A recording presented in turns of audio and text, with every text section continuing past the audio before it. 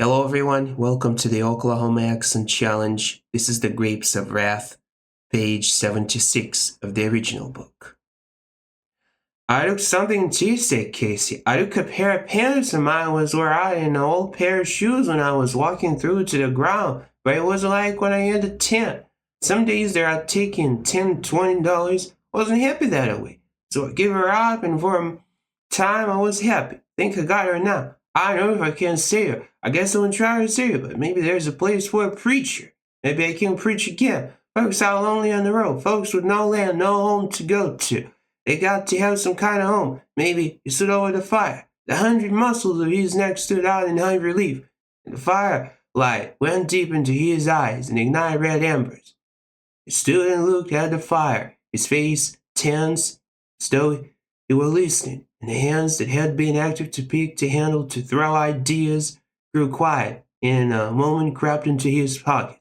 The bats flittered in and out of the dull firelight, and a soft watery burble of a night hawk came from across the fields.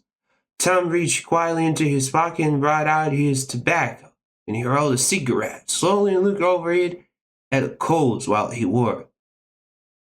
He ignored the whole speech of the preacher as though it were some private thing that should not be inspected. He said, "Night after night in my bunk, I figured how she'd be when I come home again. I figured maybe Grandpa and Grandma'd be dead, and maybe there'd be some new kids.